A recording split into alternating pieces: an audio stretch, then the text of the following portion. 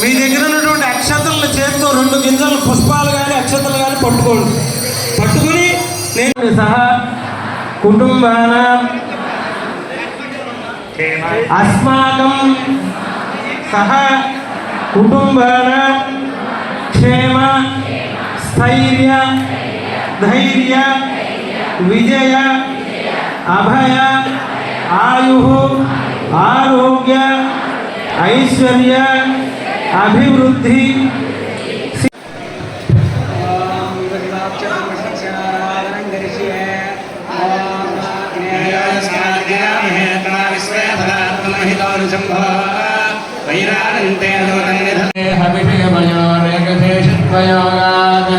పద్మేవద్యోస్తవజనగమయే నిత్యమన్విష్యమానో నావచ్ఛేదం భజనమహిమానత్తయన్మానసున్నః పశ్యంతే శస్త్రదృశవరితः సూర్యబృందేన సార్ధం మధ్యే కృత్య త్రిగుణఫలకం నిర్మితస్త.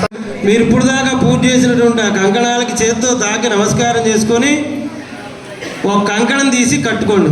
జయ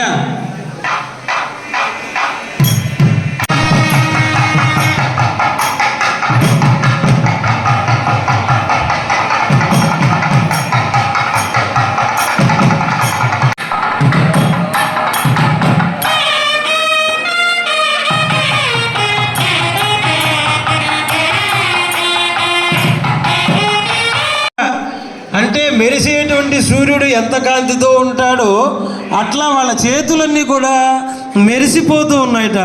ఏమిటి మెరుస్తున్నాయంటే ఆ చేతులన్నిటికీ కూడా అమ్మవారికి రెండోసారి ప్రదక్షిణాన్ని చేయటం వలన నవరత్న ఖచ్చితంబులైన మొదలగు ఆభరణాలు, ఆ నవరత్నాలన్నీ కూడా బంగారంలో పొదగబడినటువంటి ఆభరణాలు వాళ్ళకి ఏర్పడ్డాయట అమ్మవారికి రెండోసారి ప్రదక్షిణం చేయటం వల్ల. ఇంకా ఈ విధంగా చెప్పలేలా అంటే ఇంకా చెప్పటం ఎందుకని చెప్పి మళ్ళీ